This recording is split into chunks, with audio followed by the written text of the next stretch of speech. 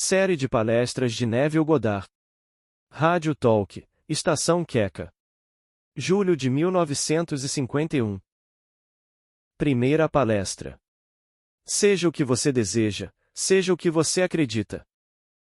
Um jornalista me contou que nosso grande cientista, Robert Millikan, uma vez lhe disse que havia estabelecido uma meta para si mesmo em tenra idade, quando ainda era muito pobre, não comprovado no grande trabalho que faria no futuro. Ele condensou seu sonho de grandeza e segurança em uma declaração simples, declaração que implicava que seu sonho de grandeza e segurança já estava realizado. Então ele repetiu a declaração várias e várias vezes para si mesmo até que a ideia de grandeza e segurança encheu sua mente e expulsou todas as outras ideias de sua consciência. Estas podem não ter sido as palavras do Dr. Millikan, mas são aquelas que me foram dadas e eu cito. Tenho uma renda abundante, estável e confiável, consistente com integridade e benefício mútuo. Como eu disse repetidamente, tudo depende da nossa atitude em relação a nós mesmos. Aquilo que não afirmamos como verdade sobre nós mesmos não pode se desenvolver em nossa vida. O Dr. Millikan escreveu seu sonho de grandeza e segurança na primeira pessoa, no tempo presente. Ele não disse: serei grande, estarei seguro, pois isso implicaria que ele não era grande e seguro.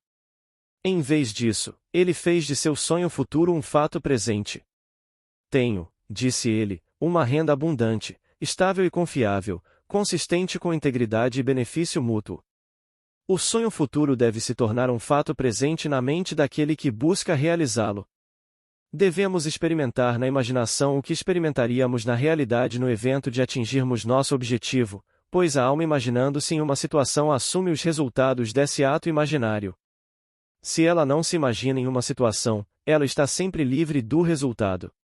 O propósito deste ensinamento é nos elevar a um estado mais elevado de consciência, para despertar o mais elevado em nós para a confiança e autoafirmação, pois aquilo que desperta o mais elevado em nós é nosso professor e curador.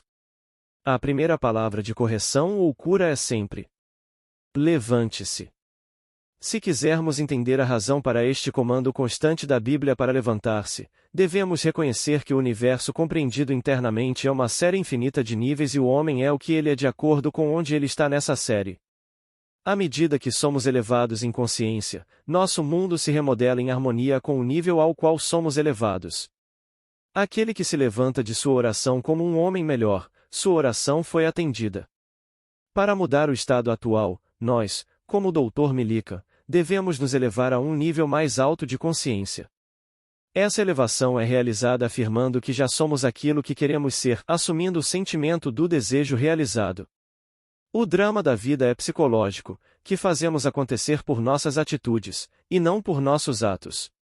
Não há escapatória de nossa situação atual, exceto por uma transformação psicológica radical. Tudo depende de nossa atitude em relação a nós mesmos. Aquilo que não afirmamos como verdade sobre nós mesmos não se desenvolverá em nossas vidas. Ouvimos muito sobre o homem humilde, o homem manso, mas o que significa um homem manso? Ele não é pobre e rastejante, o capacho proverbial, como geralmente é concebido.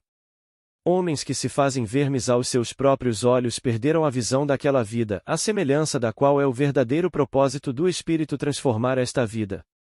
Os homens devem tomar suas medidas não da vida como a veem, mas de homens como o Dr. Millikan, que, embora pobre não comprovado, ousou assumir. Tenho uma renda abundante, estável e confiável, consistente com integridade e benefício mútuo. Esses homens são os mansos dos evangelhos, os homens que herdam a terra. Qualquer conceito de altruísmo do que o melhor nos rouba a terra. A promessa é: bem-aventurados os mansos, porque eles herdarão a terra. No texto original, a palavra traduzida como manso é o oposto das palavras ressentido, zangado. Tem o significado de se tornar domesticado como um animal selvagem é domado.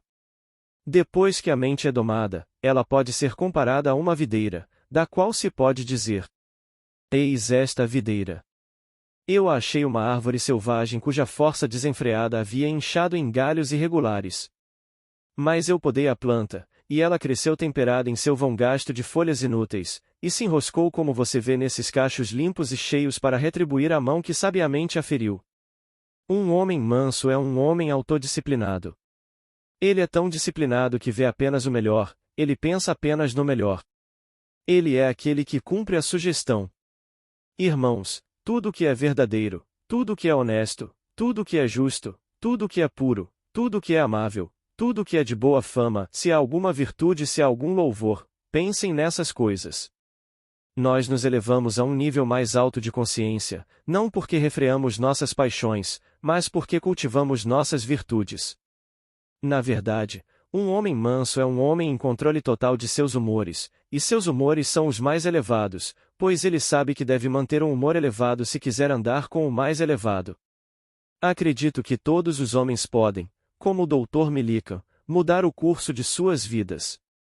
Acredito que a técnica do Dr. Millikan de tornar seu desejo um fato presente para si mesmo é de grande importância para qualquer buscador da verdade. É também seu alto propósito de ser de benefício mútuo que é inevitavelmente o objetivo de todos nós. É muito mais fácil imaginar o bem de todos do que ser puramente egoísta em nossa imaginação. Por nossa imaginação, por nossas afirmações, podemos mudar nosso mundo, podemos mudar nosso futuro. Para o homem de alto propósito, para o homem disciplinado, esta é uma medida natural, então vamos todos nos tornar homens disciplinados. No próximo domingo de manhã, 15 de julho, estarei falando como convidado do Dr. Bailes às 10h30 no Foxville City Theater no Wilshire Boulevard, perto de La Cienega. Meu assunto para o próximo domingo é mudando seu futuro. É um assunto próximo ao coração de todos nós. Espero que todos vocês venham no domingo para aprender como ser o homem disciplinado, o homem manso, que muda seu futuro para o benefício de seu semelhante. Se você for observador, notará o rápido eco ou resposta a cada humor seu nesta mensagem e será capaz de relacioná-lo às circunstâncias de sua vida diária. Quando temos certeza da relação do humor com as circunstâncias em nossas vidas, acolhemos o que nos acontece. Sabemos que tudo o que encontramos é parte de nós mesmos. Na criação de uma nova vida, devemos começar do início, com uma mudança de humor. Cada humor elevado do homem é a abertura da porta para um nível mais alto para ele. Vamos moldar nossas vidas em torno de um humor elevado ou de uma comunidade de humores elevados. Indivíduos, assim como comunidades, crescem espiritualmente na proporção em que se elevam a um ideal mais alto. Se seu ideal é rebaixado, eles afundam em suas profundezas. Se seu ideal é exaltado, eles são elevados a alturas inimagináveis. Devemos manter o alto astral se quisermos andar com o mais alto. As alturas, também, foram feitas para habitação. Todas as formas da imaginação criativa implicam elementos de sentimento. O sentimento é o fermento sem o qual nenhuma criação é possível. Não há nada de errado com nosso desejo de transcender nosso estado atual. Não haveria progresso neste mundo se não fosse pela insatisfação do homem consigo mesmo. É natural que busquemos uma vida pessoal mais bela, é certo que desejemos maior compreensão, maior saúde, maior segurança. É declarado no 16º capítulo do Evangelho de São João. Até agora nada pedistes em meu nome, pedi e recebereis, para que a vossa alegria seja completa. Um renascimento espiritual é necessário para a humanidade, mas por renascimento espiritual quero dizer uma verdadeira atitude religiosa, uma na qual cada indivíduo, ele mesmo, aceita o desafio de incorporar um novo e mais alto valor de si mesmo como o Dr. Millikan fez. Uma nação não pode exibir maior sabedoria na massa do que gera em suas unidades. Por essa razão, sempre preguei a autoajuda, sabendo que se nos esforçarmos apaixonadamente por esse tipo de autoajuda, ou seja, incorporar um novo e mais alto conceito de nós mesmos, então todos os outros tipos de ajuda estarão a nosso serviço. O ideal que servimos e esperamos alcançar está pronto para uma nova encarnação, mas a menos que lhe ofereçamos parentesco humano, ele é incapaz de nascer.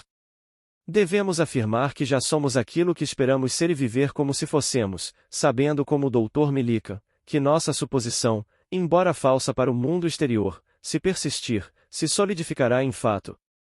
O homem perfeito não julga pelas aparências, ele julga com retidão. Ele vê a si mesmo e aos outros como ele deseja que ele e eles sejam. Ele ouve o que quer ouvir. Ele vê e ouve apenas o bem. Ele conhece a verdade, e a verdade o liberta e o conduz ao bem. A verdade libertará toda a humanidade. Este é o nosso reavivamento espiritual. O caráter é em grande parte o resultado da direção e persistência da atenção voluntária. Pense verdadeiramente, e teus pensamentos alimentarão a fome do mundo. Fale verdadeiramente, e cada palavra tua será uma semente frutífera. Viva verdadeiramente, e tua vida será um grande e nobre credo. Segunda palestra. Pela imaginação nos tornamos. Quantas vezes ouvimos alguém dizer: "Ah, é só a imaginação dele?" Só a imaginação dele, a imaginação do homem é o próprio homem. Nenhum homem tem pouca imaginação, mas poucos homens disciplinaram sua imaginação. A imaginação é indestrutível. Aí está o horror do seu mau uso. Diariamente, passamos por algum estranho na rua e o observamos resmungando para si mesmo, mantendo uma discussão imaginária com alguém que não está presente. Ele está discutindo com veemência, com medo ou com ódio, sem perceber que está colocando em movimento, por sua imaginação, um evento desagradável que ele encontrará em breve. O mundo, como a imaginação o vê, é o mundo real. Não fatos, mas invenções da imaginação, moldam nossas vidas diárias. São os exatos e literais que vivem em um mundo fictício. Somente a imaginação pode restaurar o Éden do qual a experiência nos expulsou. A imaginação é o sentido pelo qual percebemos o acima, o poder pelo qual resolvemos a visão em ser. Cada estágio do progresso do homem é feito pelo exercício da imaginação. É somente porque os homens não imaginam e acreditam perfeitamente que seus resultados são às vezes incertos quando eles podem ser sempre perfeitamente certos. A imaginação determinada é o começo de toda operação bem-sucedida. A imaginação, sozinha, é o meio de cumprir a intenção. O homem que, à vontade, pode evocar qualquer imagem que lhe agrade é, em virtude do poder de sua imaginação, o menos sujeito a caprichos.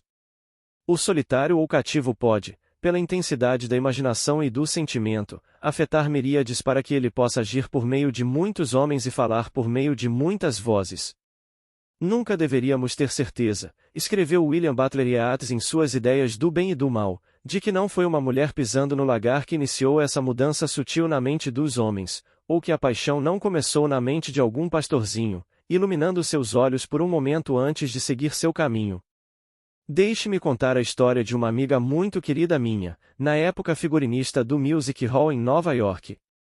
Ela me contou, um dia, sobre sua dificuldade em trabalhar com um dos produtores que invariavelmente criticava e rejeitava seu melhor trabalho injustamente, que ele era frequentemente rude e parecia deliberadamente injusto com ela. Ao ouvir sua história, lembrei-a, como estou lembrando a você, que os homens só podem ecoar para nós o que sussurramos para eles em segredo. Não tive dúvidas de que ela discutia silenciosamente com o produtor, não pessoalmente, mas em momentos de silêncio para si mesma. Ela confessou que fazia exatamente isso todas as manhãs enquanto caminhava para o trabalho. Pedi que ela mudasse sua atitude em relação a ele, para assumir que ele a estava parabenizando por seus belos designs e ela, por sua vez, estava agradecendo a ele por seus elogios e gentileza. Esta jovem designer seguiu meu conselho e, enquanto caminhava para o teatro, imaginou um relacionamento perfeito do produtor elogiando seu trabalho e ela, por sua vez, respondendo com gratidão por sua apreciação. Ela fez isso manhã após manhã e, em muito pouco tempo, descobriu por si mesma que sua própria atitude determinava o cenário de sua existência. O comportamento do produtor se inverteu completamente. Ele se tornou o empregador profissional mais agradável que ela já havia encontrado. Seu comportamento apenas ecoou as mudanças que ela havia sussurrado dentro de si. O que ela fez foi pelo poder da imaginação. Sua fantasia levou a dele, e ela mesma, ditou a ele o discurso que eles eventualmente tiveram juntos no momento em que ela estava aparentemente caminhando sozinha. Vamos nos propor, aqui e agora, um exercício diário de controle e disciplina de nossa imaginação. Que começo melhor do que imaginar melhor do que o melhor que conhecemos para um amigo. Não há carvão de caráter tão morto que não brilhe e chameje-se apenas ligeiramente virado. Não culpe, apenas resolva. A vida, como a música, pode, por uma nova configuração, transformar todas as suas discordâncias em harmonias. Represente seu amigo para si mesmo como já expressando o que ele deseja ser. Deixe-nos saber que com qualquer atitude que abordamos o outro, uma atitude semelhante se aproxima de nós. Como podemos fazer isso? Faça o que meu amigo fez. Para estabelecer rapport, ligue para seu amigo mentalmente. Concentre sua atenção nele mentalmente e chame seu nome, assim como você faria para atrair sua atenção se o visse na rua. Imagine que ele respondeu, ouça mentalmente sua voz, imagine que ele está lhe contando sobre o grande bem que você desejou para ele. Você, por sua vez, conte a ele sobre sua alegria em testemunhar sua boa sorte. Tendo ouvido mentalmente o que você queria ouvir, tendo se emocionado com as notícias ouvidas, prossiga com sua tarefa diária. Sua conversa imaginada deve despertar o que ela afirmou, a aceitação do fim deseja os meios. E a reflexão mais sábia não poderia conceber meios mais eficazes do que aqueles que são desejados pela aceitação do fim. No entanto, sua conversa com seu amigo deve ser de uma maneira que não expresse a menor dúvida quanto à verdade do que você imagina que ouve e diz. Se você não controlar sua imaginação, descobrirá que está ouvindo e dizendo tudo o que antes ouvia e dizia. Somos criaturas de hábitos, e o hábito, embora não seja lei, age como a lei mais convincente do mundo. Com esse conhecimento do poder da imaginação, seja como o homem disciplinado e transforme seu mundo imaginando e sentindo apenas o que é adorável e de boa fama.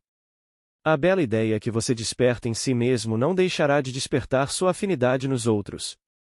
Não espere 4 meses pela colheita. Hoje é o dia de praticar o controle e a disciplina de sua imaginação.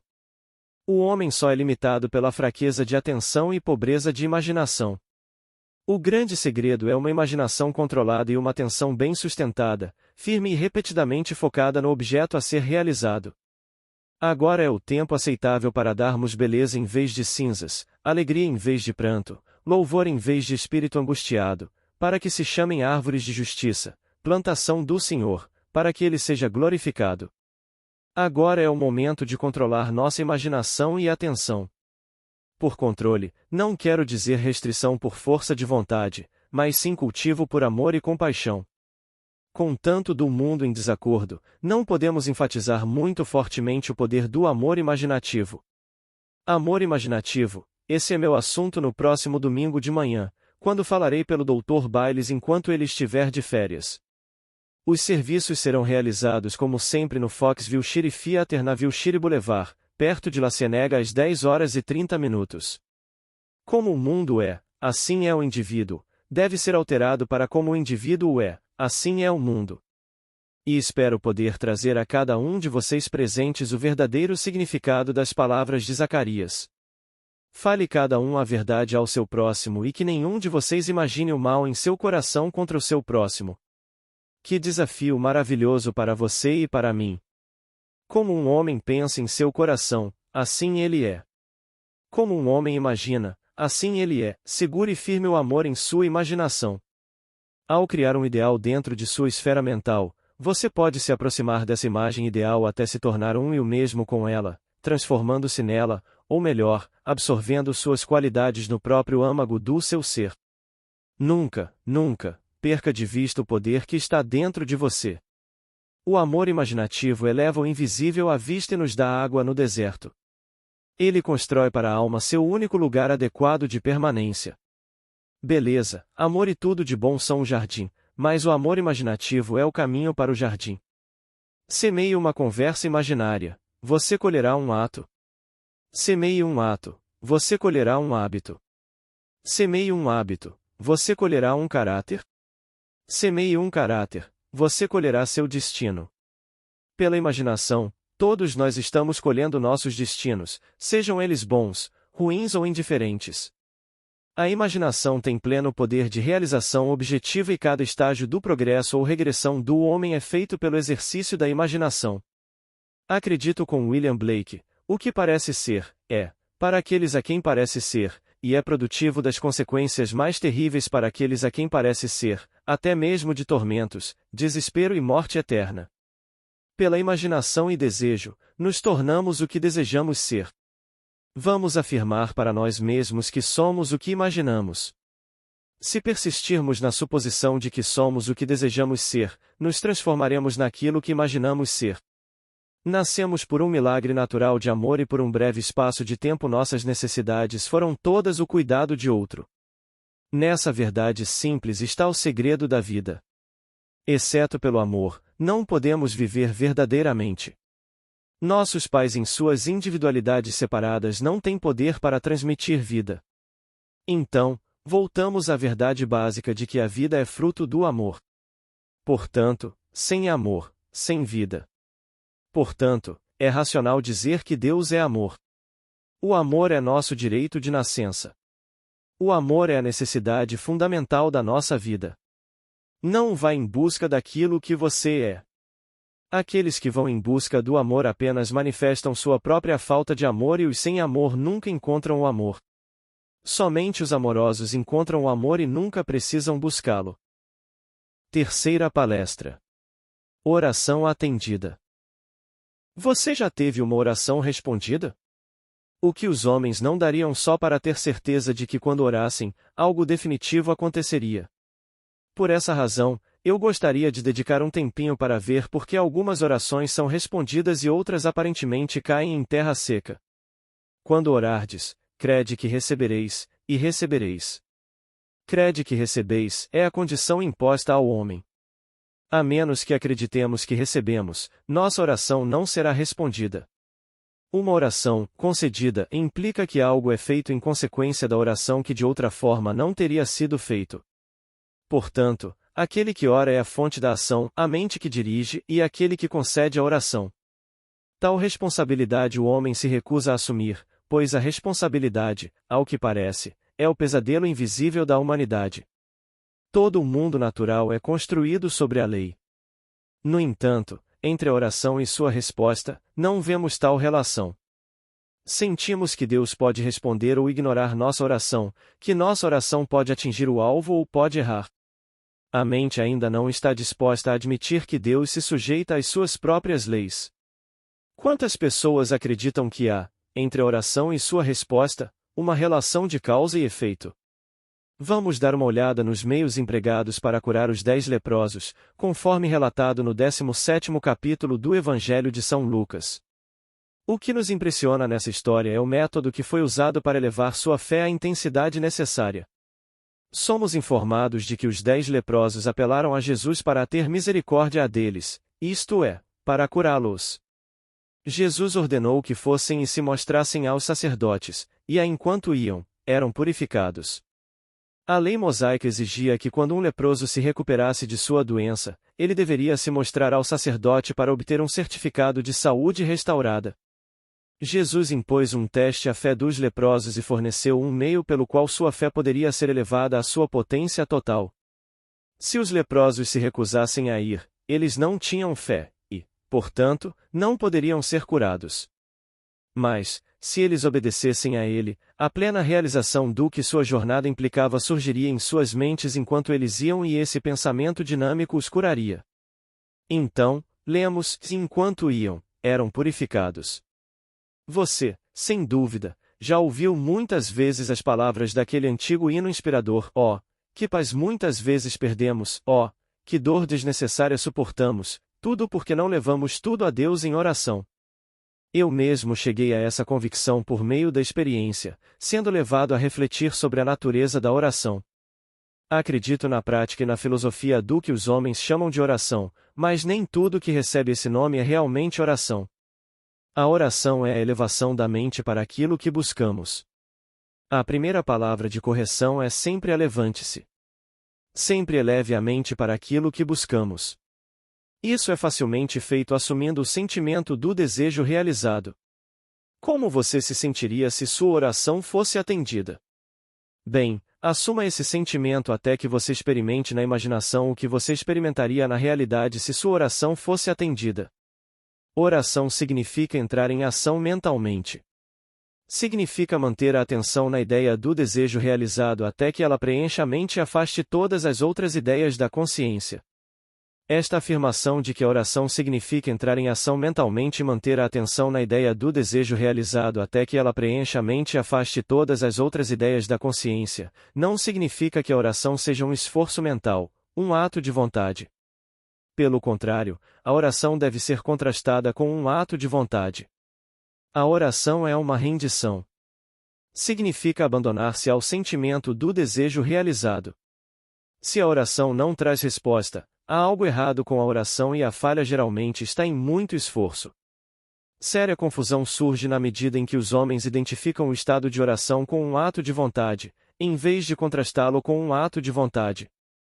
A regra soberana é não fazer esforço algum, e se isso for observado, você intuitivamente cairá na atitude correta.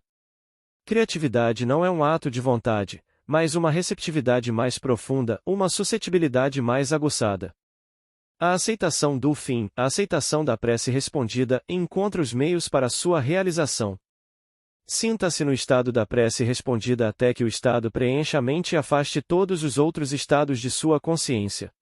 O que devemos trabalhar não é o desenvolvimento da vontade, mas a educação da imaginação e a estabilização da atenção. A oração tem sucesso evitando o conflito. A oração é, acima de tudo, fácil. Seu maior inimigo é o esforço. O poderoso se rende totalmente apenas ao que é mais gentil. A riqueza do céu não pode ser apreendida por uma vontade forte, mas se rende, um presente gratuito, ao momento gasto por Deus. Ao longo das linhas de menor resistência, viajam forças espirituais e físicas. Devemos agir partindo do pressuposto de que já possuímos o que desejamos, pois tudo o que desejamos já está presente dentro de nós. Ele só espera para ser reivindicado. Que ele deva ser reivindicado é uma condição necessária pela qual realizamos nossos desejos. Nossas orações são atendidas se assumirmos o sentimento do desejo realizado e continuarmos nessa suposição. Um dos exemplos mais adoráveis de uma oração atendida que testemunhei em minha própria sala de estar. Uma senhora muito charmosa de fora da cidade veio me ver a respeito da oração. Como ela não tinha ninguém com quem deixar seu filho de 8 anos, ela o trouxe com ela na hora da nossa entrevista. Aparentemente, ele estava entretido brincando com um caminhão de brinquedo, mas no final da entrevista com sua mãe ele disse: Sr. Neville, eu sei como orar agora. Eu sei o que eu quero, um filhote de collie, e posso imaginar que estou abraçando-o todas as noites na minha cama.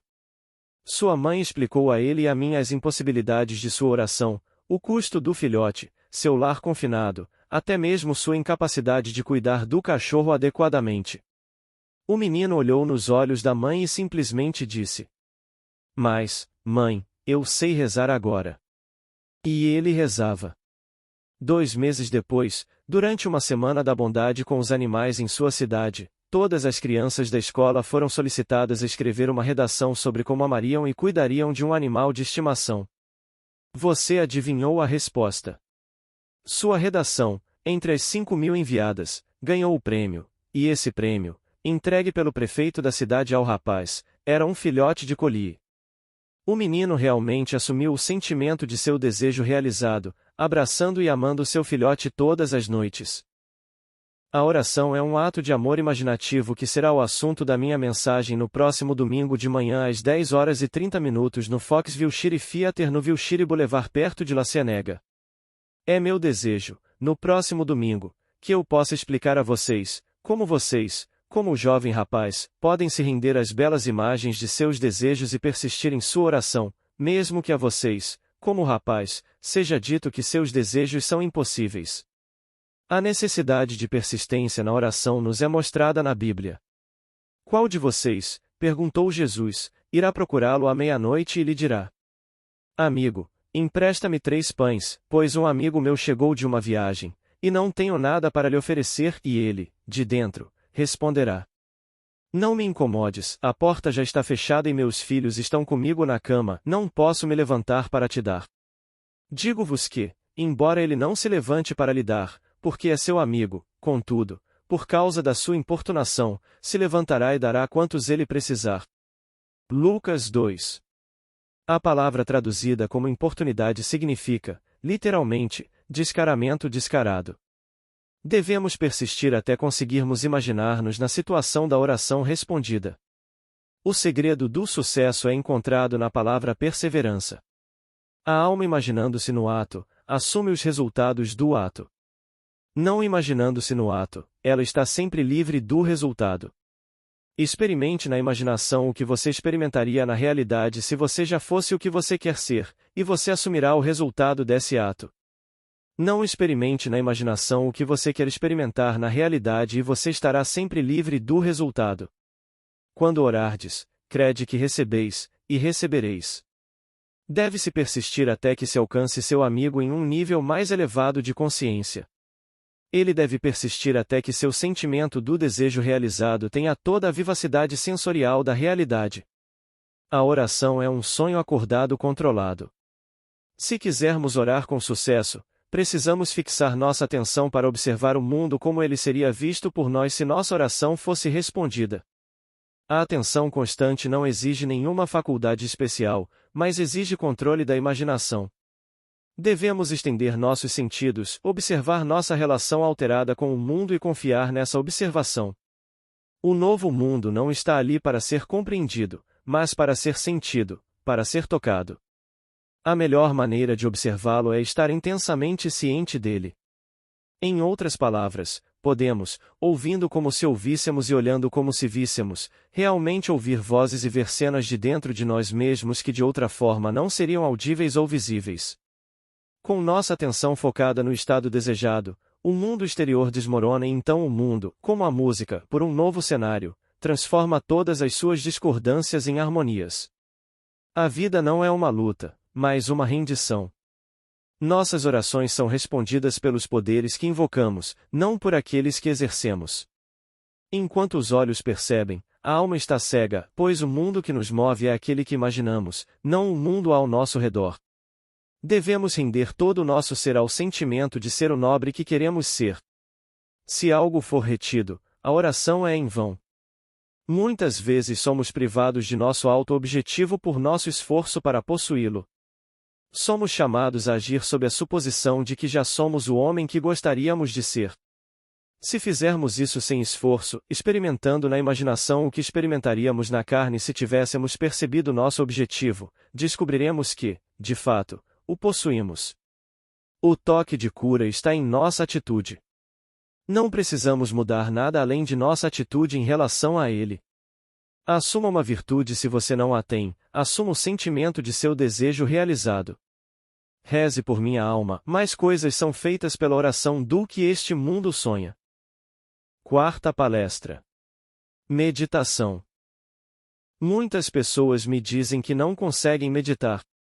Isso me parece um pouco como dizer que não conseguem tocar piano depois de uma tentativa.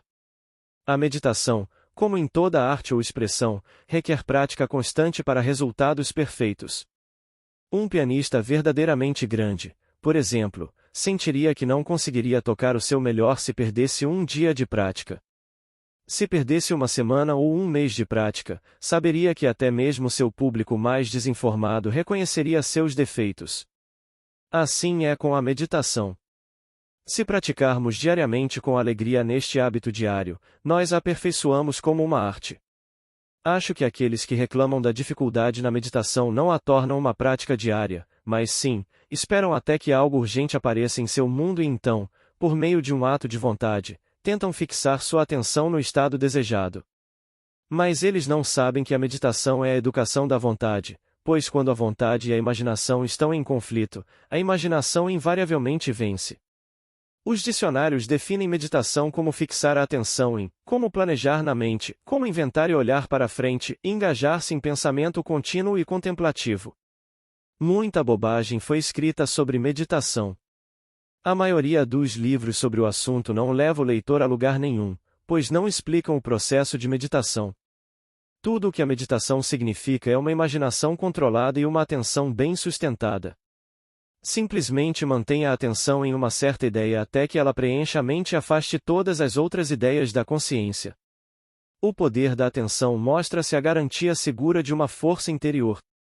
Devemos nos concentrar na ideia a ser realizada, sem permitir nenhuma distração. Este é o grande segredo da ação. Se a atenção devagar, traga-a de volta para a ideia que você deseja realizar e faça isso repetidamente, até que a atenção fique imobilizada e passe por uma fixação sem esforço na ideia apresentada a ela. A ideia deve prender a atenção, deve fasciná-la, por assim dizer. Toda meditação termina finalmente com o pensador, e ele descobre que é o que ele próprio concebeu. A atenção do homem indisciplinado é serva de sua visão, e não sua mestra. Ela é capturada pelo urgente, e não pelo importante. No ato da meditação, assim como no ato da adoração, o silêncio é nosso maior louvor. Vamos manter nossos santuários silenciosos, pois neles as perspectivas eternas são preservadas. Dia após dia, semana após semana, ano após ano, em momentos em que ninguém, por amor ou intenções menores, tinha permissão para interferir, eu me propus a atingir a maestria sobre minha atenção e imaginação. Procurei maneiras de tornar mais seguramente minhas, aquelas luzes mágicas que amanheciam e desapareciam dentro de mim. Eu desejava evocá-las à vontade e ser o mestre da minha visão. Eu me esforçaria para manter minha atenção nas atividades do dia em concentração inabalável para que, nem por um momento, a concentração diminuísse. Este é um exercício, um treinamento para aventuras mais elevadas da alma. Não é um trabalho leve. O trabalho do lavrador, trabalhando nos campos, é muito mais fácil.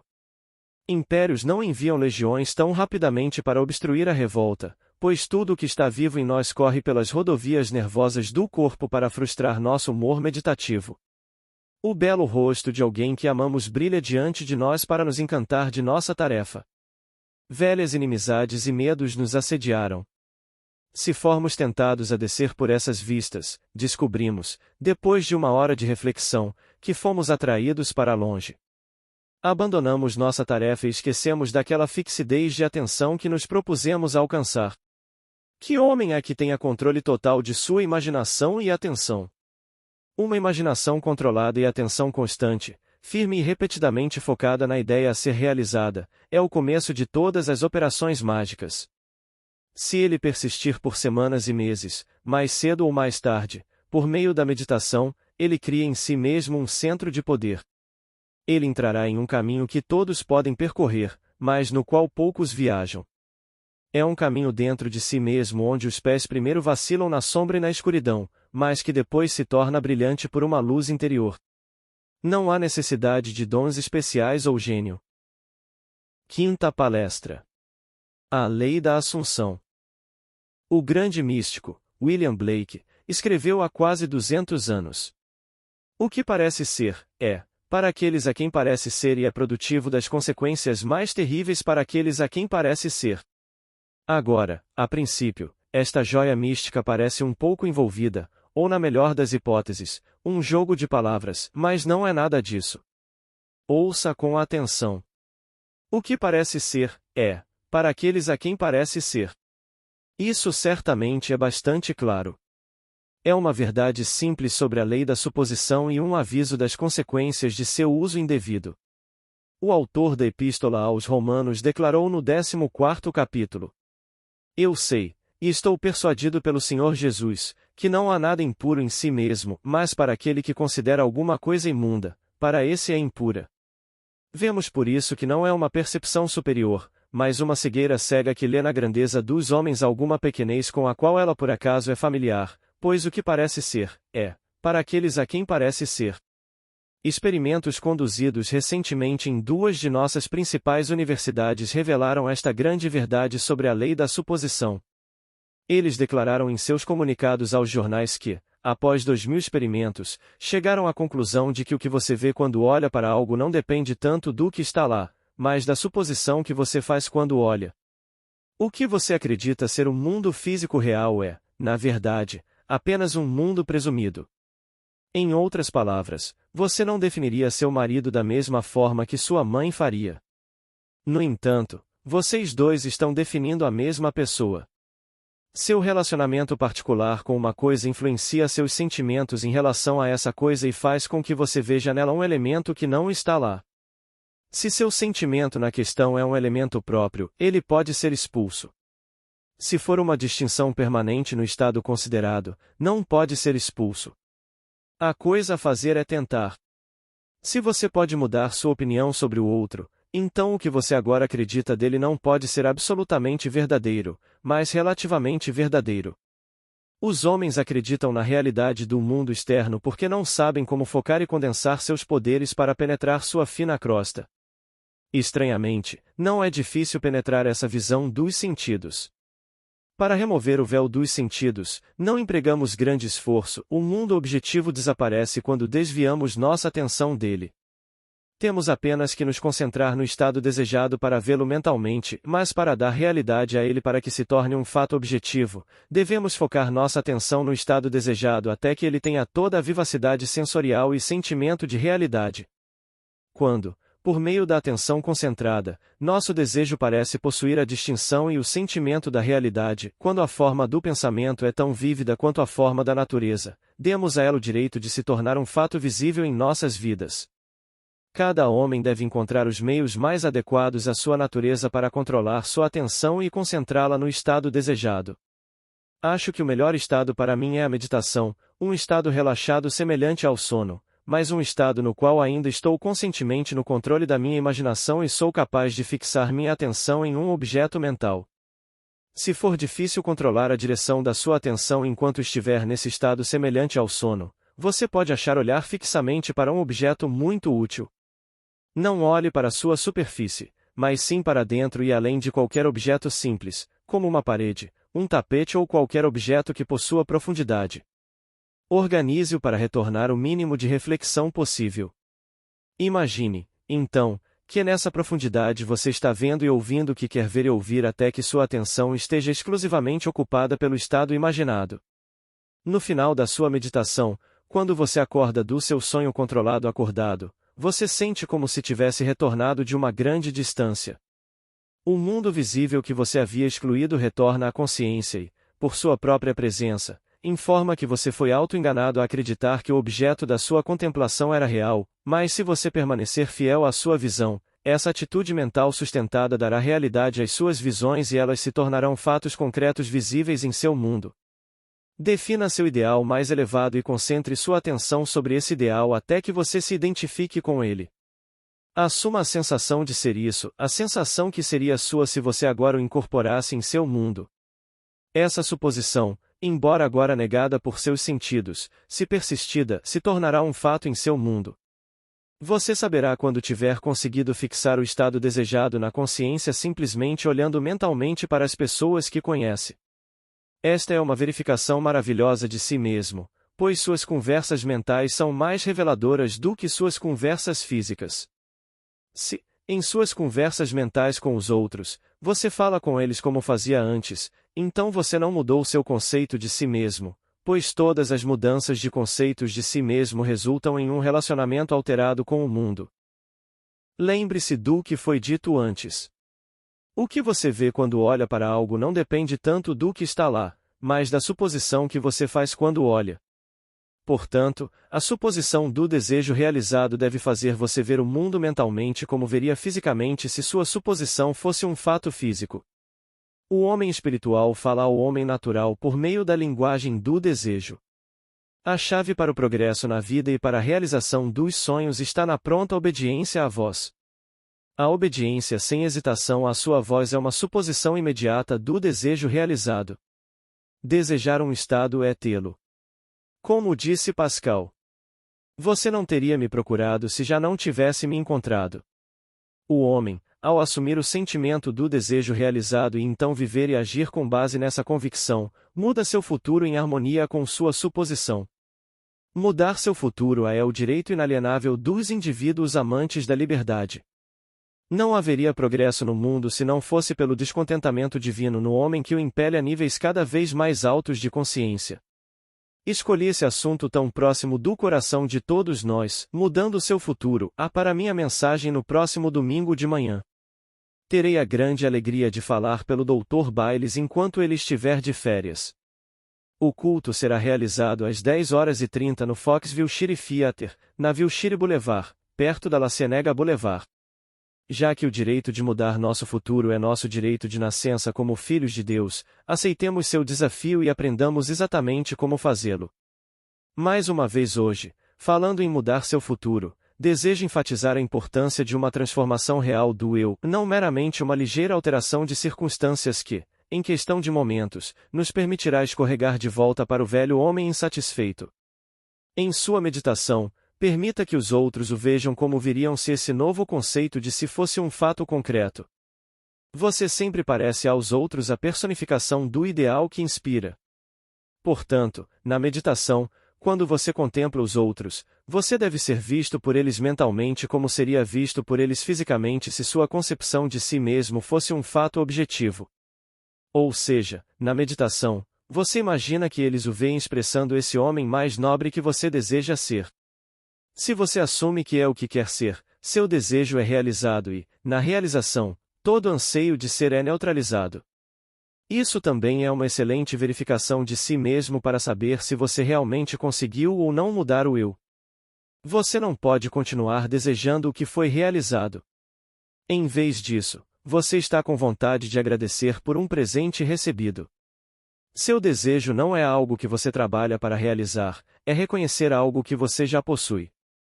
É assumir o sentimento de ser aquilo que você deseja ser.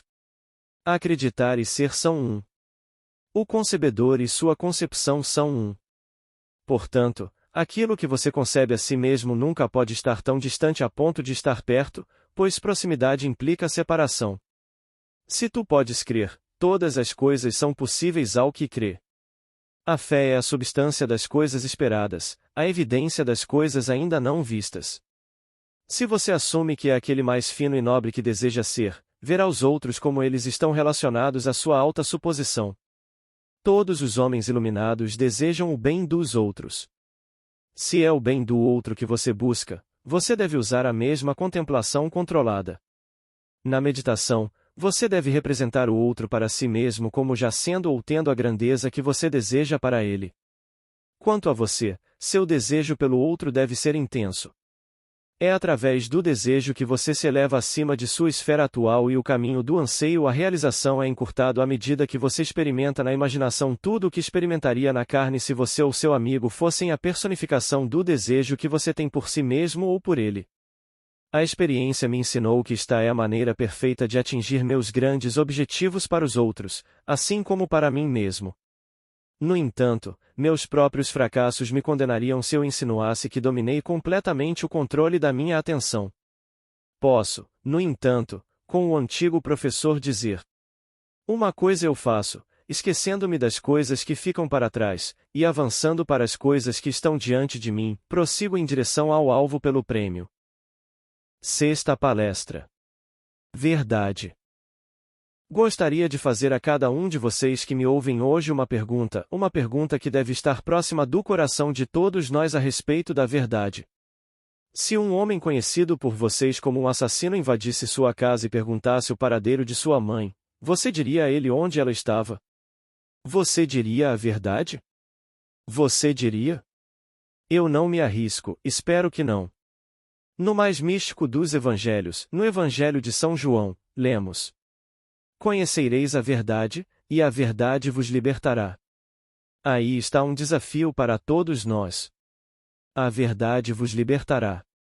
Se você dissesse a verdade a respeito de sua mãe, você a libertaria? Novamente, em João, lemos: santificai-os pela verdade. Se você entregasse sua mãe a um assassino, você a santificaria? Qual é, então, a verdade da qual a Bíblia fala tão constantemente? A verdade da Bíblia está sempre associada ao amor. A verdade da Bíblia é aquela realização espiritual da vida consciente em Deus em direção à qual a alma humana evolui por toda a eternidade. A verdade é uma iluminação sempre crescente. Ninguém que busca sinceramente a verdade precisa temer o resultado, pois cada verdade antiga traz à tona alguma verdade maior que ela havia escondido. O verdadeiro buscador da verdade não é uma pessoa presunçosa, crítica e mais santa do que você. Em vez disso, o verdadeiro buscador da verdade sabe que as palavras de Zacarias são verdadeiras. Fale cada um a verdade ao seu próximo e que nenhum de vocês imagine o mal em seu coração contra o seu próximo. O buscador da verdade não julga pelas aparências, ele vê o bem, a verdade em tudo que observa. Ele sabe que um julgamento verdadeiro não precisa estar em conformidade com a realidade externa a qual se relaciona. Nunca somos tão cegos para a verdade como quando vemos as coisas como elas parecem ser. Somente imagens que idealizam realmente retratam a verdade. Nunca é uma percepção superior, mas sim, uma cegueira que lê na grandeza de outro alguma pequenez com a qual acontece de ser familiar. Todos nós conhecemos pelo menos um fofoqueiro mesquinho que não só imagina o mal contra seu próximo, mas também insiste em espalhar esse mal por toda parte. Suas acusações cruéis são sempre acompanhadas pela declaração: é um fato ou eu sei que é a verdade. Quão longe da verdade ele está. Mesmo que fosse a verdade, como ele sabe a verdade, é melhor não expressá-la, pois uma verdade dita com má intenção vence todas as mentiras que você pode inventar. Tal homem não é um buscador da verdade conforme revelada na Bíblia. Ele não busca a verdade tanto quanto o apoio para seu próprio ponto de vista. Por seus preconceitos, ele abre uma porta pela qual seus inimigos entram e fazem seus os lugares secretos de seu coração. Vamos buscar sinceramente a verdade como Robert Browning a expressa. A verdade está dentro de nós, ela não tem origem das coisas exteriores, não importa o que você acredite. Existe um centro imortal em todos nós, onde a verdade habita em plenitude. A verdade que está dentro de nós é governada pelo amor imaginativo. Sabendo dessa grande verdade, não podemos mais imaginar o mal contra nenhum próximo. Imaginaremos o melhor do nosso próximo. Acredito que onde quer que a atitude do homem em relação à vida seja governada pelo amor imaginativo, ali ela é religiosa, ali ele adora, ali ele percebe a verdade. Falarei sobre esse assunto no próximo domingo de manhã, quando meu título será Amor Imaginativo. Naquela ocasião, terei o prazer e o privilégio de fazer o culto do Dr. Frederick Bailes no Fox Wilshire Theater, no Wilshire Boulevard, perto de La Cienega. O culto será realizado como o Dr. Bailes sempre o conduz, às 10h30 da manhã de domingo. É um desejo intuitivo de toda a humanidade ser um ser mais fino e nobre, fazer a coisa amorosa. Mas podemos fazer a coisa amorosa somente quando tudo o que imaginamos está cheio de amor pelo próximo. Então conhecemos a verdade que liberta toda a humanidade. Acredito que esta é uma mensagem que nos ajudará a todos na arte de viver uma vida melhor e mais fina. O amor infinito em origem impensável era chamado de Deus, o Pai. O amor infinito em expressão criativa era chamado de Deus, o Filho. O amor infinito em interpenetração universal, em imanência infinita e em processão eterna, era chamado de Deus, o Espírito Santo. Devemos aprender a nos conhecer como amor infinito, como bem e não como mal. Isso não é algo que temos que nos tornar, ao contrário, para reconhecermos algo que já somos. O local de nascimento original da imaginação está no amor. O amor é sua força vital. Na medida em que a imaginação retém seu próprio sangue vital, suas visões são imagens da verdade. Então ela reflete a identidade viva da coisa que contempla. Mas se a imaginação negar o próprio poder que a fez nascer, então o mais terrível tipo de horror começará. Em vez de renderizar imagens vivas da verdade, a imaginação voará para o oposto do amor, o medo e suas visões serão então reflexos pervertidos e distorcidos lançados sobre uma tela de fantasia assustadora.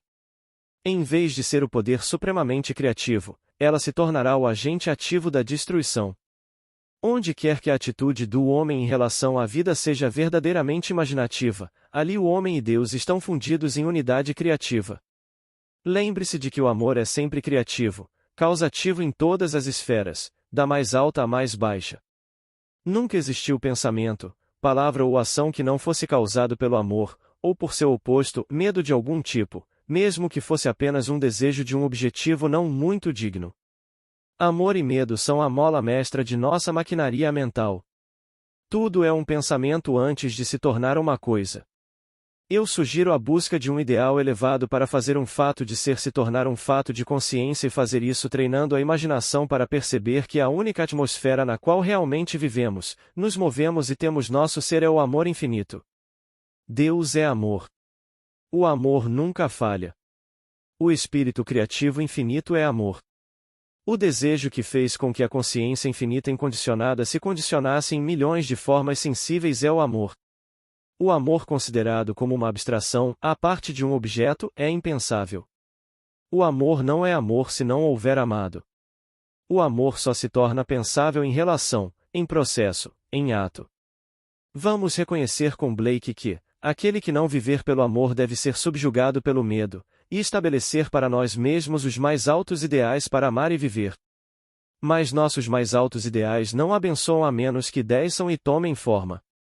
Devemos fazer dos resultados e realizações o teste crucial de nossa imaginação e nosso amor, pois a encarnação é a única realização verdadeira. Nossa fidelidade deve ser a soma de toda a verdade que conhecemos e deve ser absoluta. Caso contrário, essa verdade não tem um veículo e não pode ser encarnada em nós. Nosso conceito de nós mesmos determina o cenário de nossas vidas.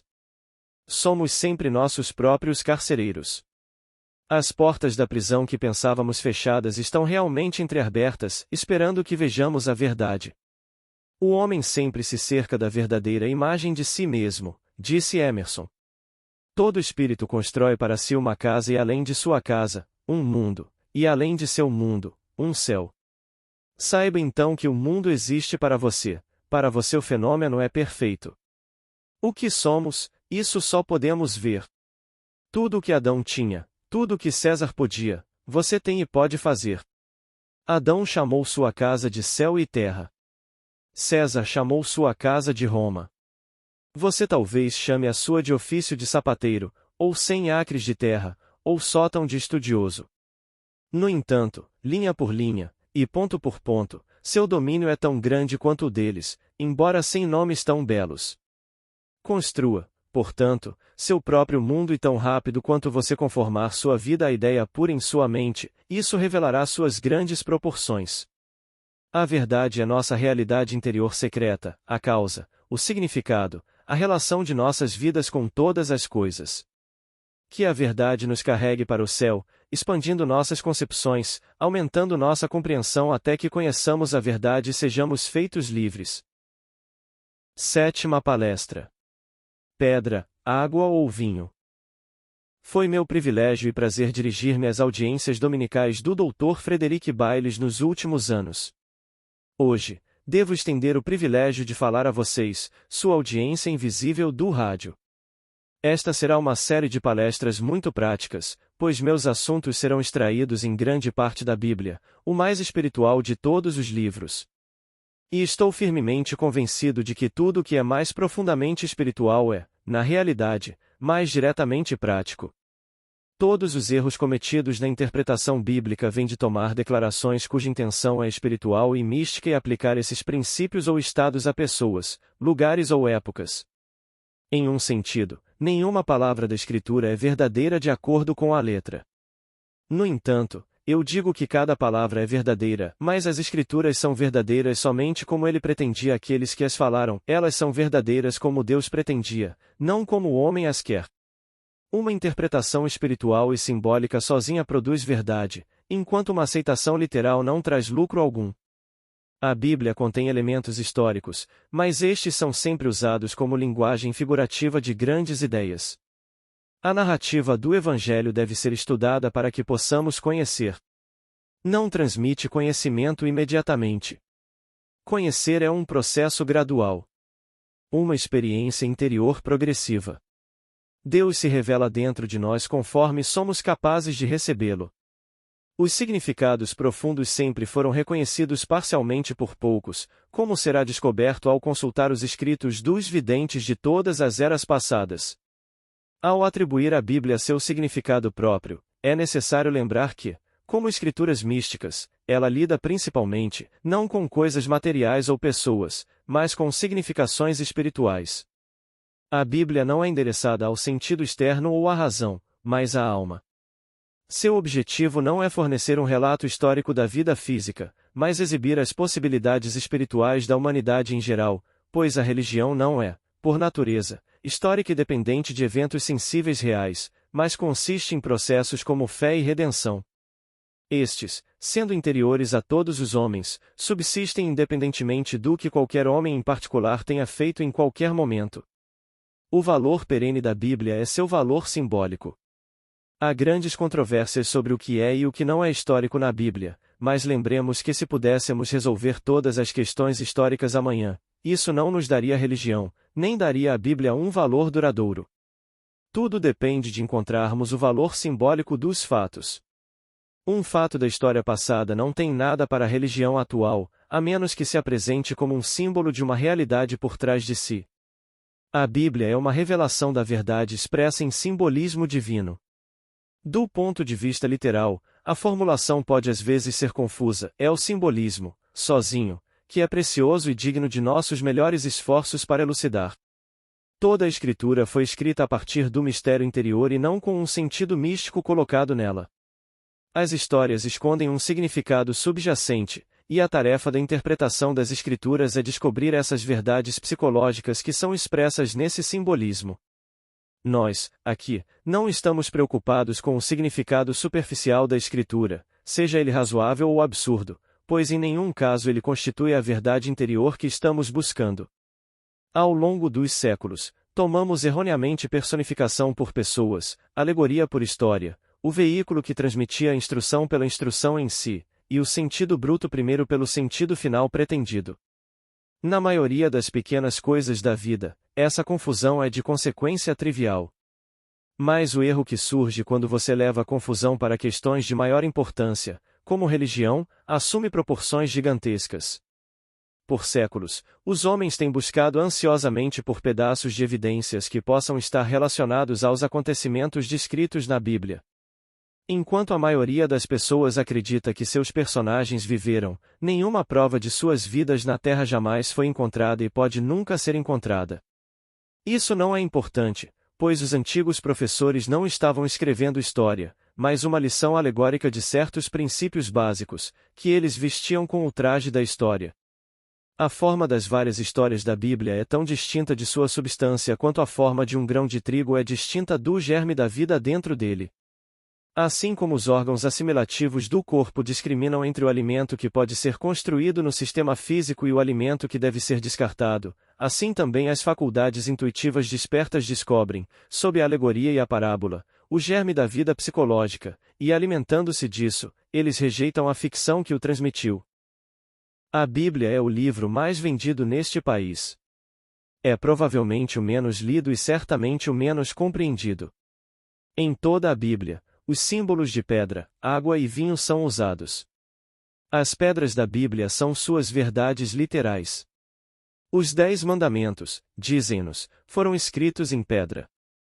A água da Bíblia é o significado psicológico oculto nessas verdades literais da pedra, isto é, o conhecimento interior que pode tornar essas histórias uma realidade viva em sua vida.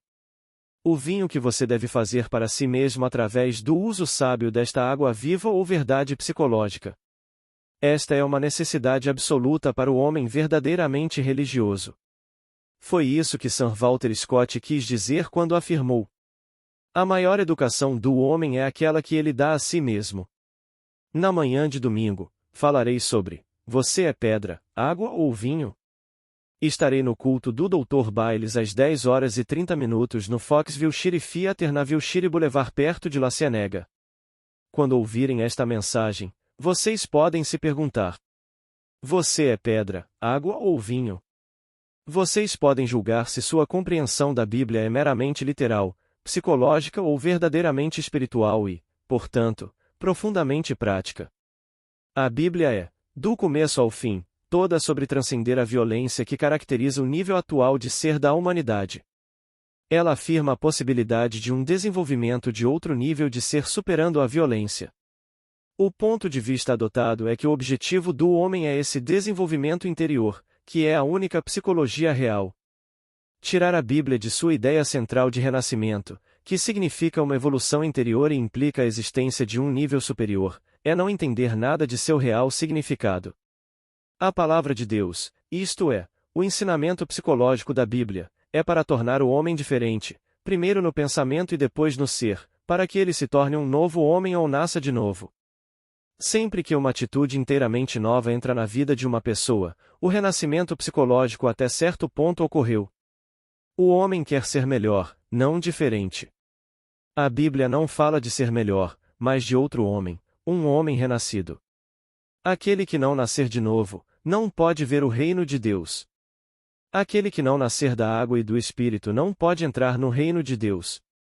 Não te admires de eu te ter dito, necessário vos é nascer de novo.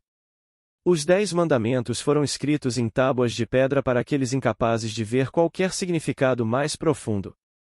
A pedra representa a forma mais externa e literal da verdade espiritual, e a água se refere a outra maneira de entender a mesma verdade. O vinho ou o espírito é a forma mais elevada de entendê-la. Tal como os próprios homens são, tal Deus lhes parecerá ser, escreveu John Smith, o platônico de Cambridge.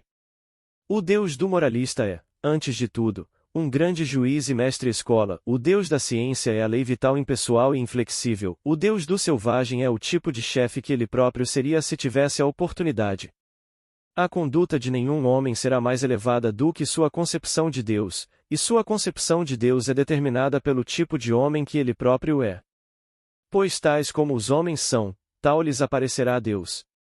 E o que é verdade do conceito do homem sobre Deus é igualmente verdade do conceito do homem sobre a palavra de Deus, a Bíblia. Será para ele o que ele é para si mesmo. Deus é Deus desde a criação. Somente a verdade é a salvação do homem. Mas o Deus que agora vocês adoram, em breve não será mais seu Deus. Pois a alma em seu desenvolvimento, sempre remodelando seus pensamentos, aprende mais verdadeiramente em seu progresso. Como amar e adorar. Oitava palestra. O sentimento é o segredo. Recentemente, perguntei a um empresário muito bem-sucedido qual era sua fórmula para o sucesso. Ele riu e ficou um pouco envergonhado. Então ele respondeu: acho que é só porque não consigo conceber o fracasso. Não é nada em que eu pense muito. É mais um sentimento que tenho. Sua declaração coincidiu completamente com minhas próprias crenças e experimentos. Podemos pensar em algo para sempre e nunca vê-lo em nosso mundo, mas uma vez que sintamos sua realidade, estamos fadados a encontrá-lo. Quanto mais intensamente sentirmos, mais cedo o encontraremos. Todos nós consideramos os sentimentos muito mais como efeitos, e não suficientemente como causas dos eventos do dia. O sentimento não é apenas o resultado de nossas condições de vida, é também o criador dessas condições. Dizemos que somos felizes porque estamos bem, sem perceber que o processo funcionará igualmente bem na direção inversa. Estamos bem porque somos felizes. Somos todos muito indisciplinados em nossos sentimentos. Estar alegre por outro é abençoar a nós mesmos e a ele também. Estar bravo com o outro é nos punir por sua falha. A mente angustiada fica em casa, embora o corpo viaje até os confins da terra, enquanto a mente feliz viaja, embora o corpo permaneça em casa. Sentir é o segredo da oração bem-sucedida, pois na oração, nos sentimos na situação da oração respondida e, então, vivemos e agimos sobre essa convicção. Sentir por ele, como a Bíblia sugere, é um desdobramento gradual das capacidades ocultas da alma. Sentir não cede importância a nenhum outro. É o fermento sem o qual nenhuma criação é possível.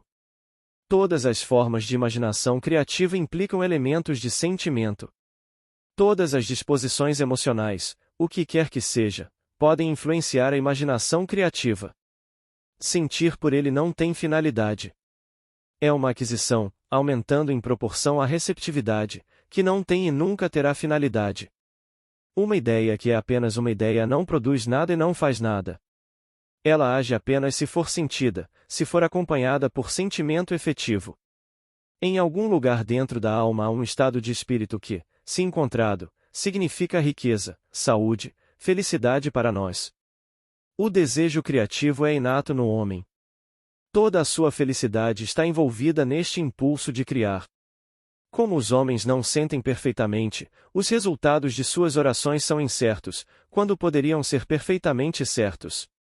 Lemos em Provérbios: um coração alegre faz bem como um remédio, mas um espírito abatido seca os ossos. Corações orquestrais queimam no óleo da lâmpada do rei. O Espírito canta ao Senhor uma nova canção. Toda oração verdadeira veste um semblante alegre, os bons são ungidos com o óleo da alegria acima de seus semelhantes. Vamos, então, vigiar nossos sentimentos, nossas reações aos eventos do dia. E vamos guardar nossos sentimentos ainda mais zelosamente no ato da oração, pois a oração é o verdadeiro estado criativo. Dignidade indica que o homem ouve a música maior da vida e se move ao ritmo de seu significado mais profundo. Se não fizéssemos nada além de imaginar e sentir o adorável, a reforma do mundo seria, de uma vez, realizada. Muitas das histórias da Bíblia lidam exclusivamente com o poder da imaginação e do sentimento. Sentindo após ele é o clamor do buscador da verdade. Somente a imaginação e o sentimento podem restaurar o Éden do qual a experiência nos levou. Sentimento e imaginação são os sentidos pelos quais percebemos o além. Onde o conhecimento termina, eles começam. Todo sentimento nobre do homem é a abertura para ele de alguma porta para o mundo divino.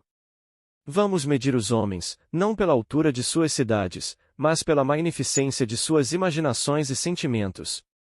Vamos voltar nosso pensamento para o céu e misturar nossa imaginação com os anjos.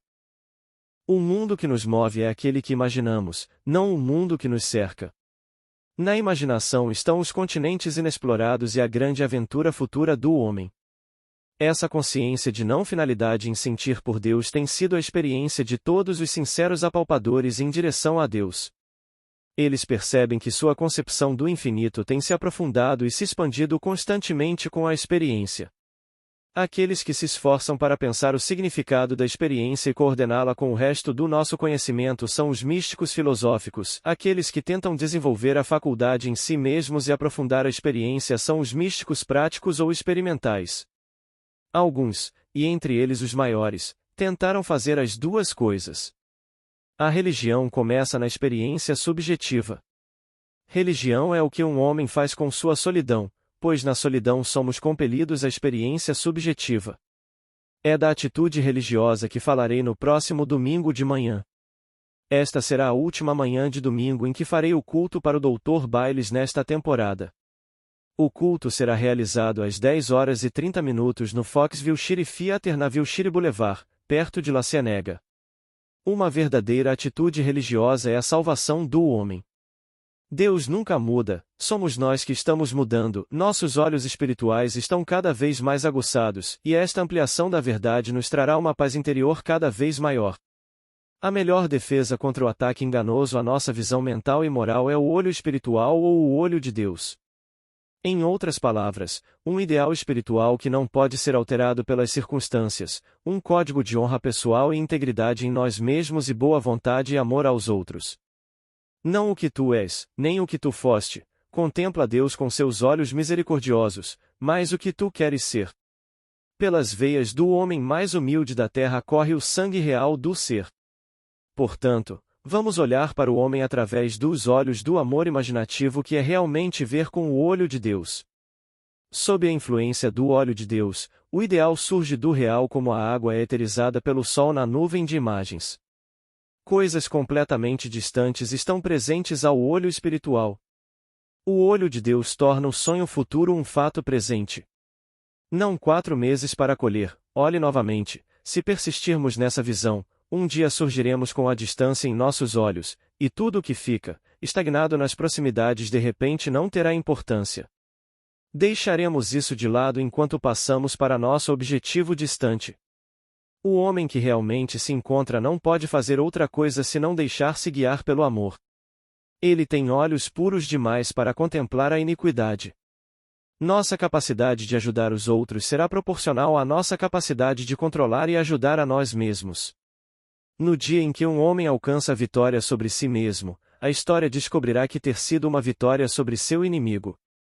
O toque de cura está em uma atitude, e um dia o homem descobrirá que se governa as almas somente com serenidade. O poderoso se rende totalmente somente ao mais gentil. Reconhecendo o poder do sentimento, vamos prestar atenção estrita aos nossos humores e atitudes. Cada estágio do progresso do homem é feito através do exercício de sua imaginação e sentimento. Ao criar um ideal dentro de nossa esfera mental, Podemos nos sentir nessa imagem ideal até nos tornarmos um e o mesmo com ele, absorvendo suas qualidades no próprio âmago do nosso ser. O solitário ou cativo pode, pela intensidade de sua imaginação e sentimento, efetuar miríades para que ele possa agir através de muitos homens e falar através de muitas vozes. Estenda seus sensores, confie em seu toque, participe de todos os voos de sua imaginação e não tenha medo de suas próprias sensibilidades. A melhor maneira de sentir o bem do outro é estar mais intensamente ciente disso. Seja como meu amigo e tenha mais sentimento pela saúde, pela riqueza, pela felicidade que você deseja.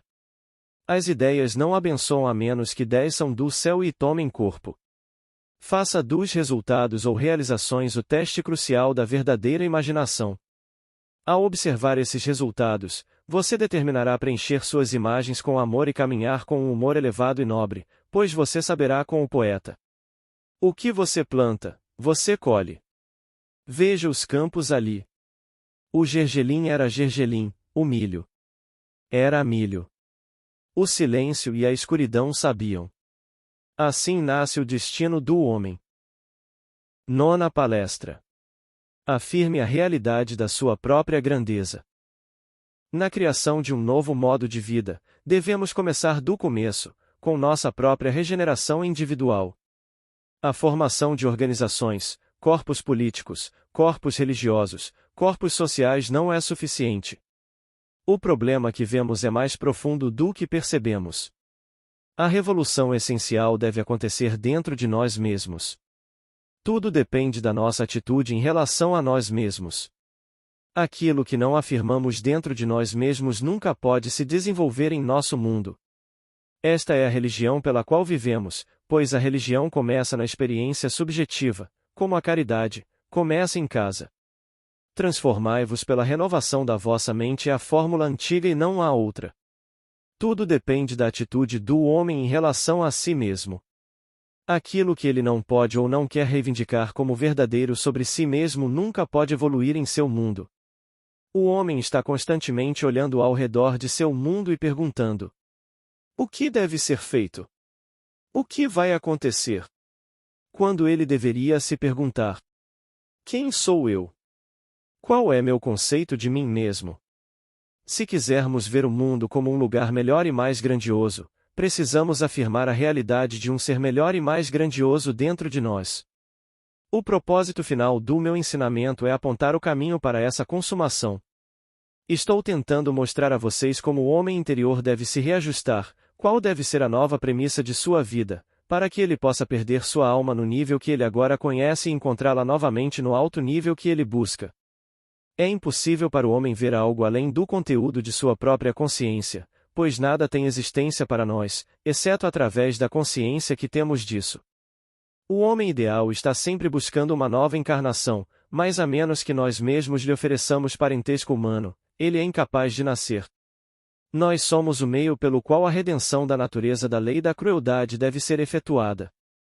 O grande propósito da consciência é efetuar essa redenção. Se recusarmos o fardo e apontarmos para a lei natural como nos dando prova conclusiva de que a redenção do mundo pelo amor imaginativo é algo que nunca pode acontecer, nós simplesmente anulamos o propósito de nossas vidas por falta de fé. Rejeitamos os meios, os únicos meios, pelos quais esse processo de redenção deve ser efetuado. O único teste de religião que vale a pena fazer é se ela é verdadeira. Se ela brota da convicção mais profunda do indivíduo, se é fruto da experiência interior. Nenhuma religião é digna de um homem a menos que lhe dê um profundo e permanente senso de que tudo está bem, independentemente do que aconteça com ele pessoalmente. Os métodos de conhecimento mental e espiritual são completamente diferentes, pois conhecemos uma coisa mentalmente observando-a de fora, comparando-a com outras coisas, analisando-a e definindo-a. Vitead definiu religião como aquilo que um homem faz com sua solidão. Gostaria de acrescentar: acredito que é o que um homem é em sua solidão. Em nossa solidão, somos levados à experiência subjetiva. É, então, que devemos imaginar a nós mesmos como o homem ideal que desejamos ver encarnado no mundo. Se, em nossa solidão, vivenciarmos em nossa imaginação o que vivenciaríamos na realidade se tivéssemos alcançado nosso objetivo, com o tempo, nos transformaremos na imagem de nosso ideal. Renovai-vos no espírito da vossa mente, revesti-vos do novo homem, falai a verdade cada um com o seu próximo. O processo de fazer um fato do ser, um fato da consciência é pela renovação da nossa mente. Dizem-nos para mudar nosso pensamento. Mas não podemos mudar nosso pensamento a menos que mudemos nossas ideias. Nossos pensamentos são o derramamento natural de nossas ideias, e nossas ideias mais íntimas são o próprio homem. O fim do anseio é sempre ser, não fazer. Fique quieto e saiba. Eu sou aquilo que desejo.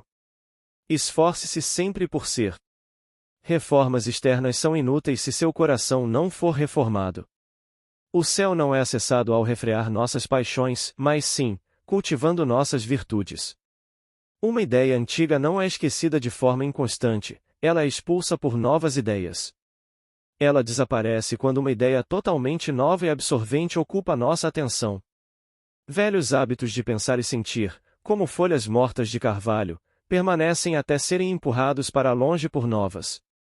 Criatividade é basicamente uma receptividade mais profunda, uma suscetibilidade mais aguçada. O sonho futuro deve se tornar um fato presente na mente de qualquer um que queira alterar sua vida. Toda grande outpicturing é precedida por um período de profunda absorção. Quando essa absorção é preenchida com nosso mais alto ideal, quando nos tornamos esse ideal, então o vemos se manifestar em nosso mundo e percebemos que o presente não recua para o passado, mas avança para o futuro. É essencialmente assim que mudamos nosso futuro. Um agora que está em outro lugar não tem para nós nenhum significado absoluto. Só reconhecemos o agora quando ele está ao mesmo tempo aqui. Quando nos sentimos no estado desejado aqui e agora, mudamos verdadeiramente nosso futuro. É este mudando seu futuro que espero explicar a vocês completamente na manhã do próximo domingo, quando falarei para o Dr. Bailes às 10h30 no Foxville Shiri Theater no Wilshire Boulevard perto de La Cienega. É meu propósito incitá-los a um conceito mais elevado de si mesmos e explicar tão claramente o método pelo qual vocês podem alcançar este conceito que cada um de vocês deixará oculto na manhã de domingo um ser transformado. Pessoas desanimadas precisam muito da inspiração de grandes princípios. Precisamos voltar aos primeiros princípios se quisermos falar com uma voz que acenda a imaginação e desperte o espírito. Mais uma vez, devo repetir, na criação de um novo modo de vida, precisamos começar bem no começo com nossa própria regeneração individual. A principal ilusão do homem é sua convicção de que ele pode fazer qualquer coisa. Todos pensam que podem fazer, todos querem fazer e todos perguntam: o que fazer? É impossível fazer qualquer coisa. É preciso ser. É difícil para nós aceitar o fato de que nós, por nós mesmos, não fazemos nada. É especialmente difícil porque é a verdade e a verdade é sempre difícil para o homem aceitar. Mas, na verdade, ninguém pode fazer nada. Tudo acontece, tudo o que acontece com o homem, tudo o que é feito por ele, tudo o que vem dele, tudo isso acontece, e acontece exatamente da mesma forma que a chuva cai, como resultado de uma mudança na temperatura nas regiões mais altas da atmosfera. Este é um desafio para todos nós. Que conceito estamos mantendo de nós mesmos nas regiões mais elevadas de nossa alma? Tudo depende da atitude do homem em relação a si mesmo. Aquilo que ele não afirma como verdadeiro dentro de si nunca pode se desenvolver em seu mundo. Uma mudança de conceito de si mesmo é o ajuste correto, o novo relacionamento entre a superfície e a profundidade do homem. O aprofundamento é, em princípio, sempre possível, pois a profundidade máxima vive em todos, e é apenas uma questão de nos tornarmos conscientes disso. A vida exige de nós a disposição de morrer e nascer de novo. Isso não significa que morremos na carne. Morremos no espírito do velho homem para nos tornarmos o novo homem, então vemos o novo homem na carne. Submissão à vontade de Deus é uma frase antiga para isso e não há, acredito, nenhuma nova que seja melhor. Nesse alto compromisso com o ideal que desejamos expressar, todo conflito é disperso e somos transformados na imagem do ideal em quem descansamos. Dizem-nos que o homem sem veste nupcial alcança o reino fingindo astutamente. Ele não acredita internamente no que pratica externamente. Ele parece bom, gentil, caridoso.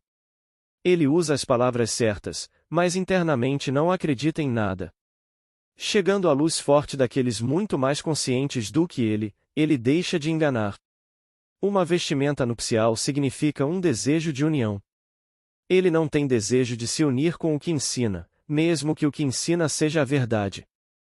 Portanto, ele não tem vestimenta nupcial. Quando estamos unidos com a verdade, então nos despojaremos da velha natureza e seremos renovados no espírito de nossa mente. A verdade despojará os pretendentes astutos de sua falsa aristocracia. A verdade, por sua vez, será conquistada e governada pela aristocracia da bondade, a única coisa inconquistável no mundo. Agora, vamos entrar no silêncio. Amigos, espero que vocês tenham apreciado esses áudios das palestras de rádio do Mestre Neville Goddard. Aproveito para agradecer a cada pessoa que comenta, curte e compartilha os conteúdos aqui do canal.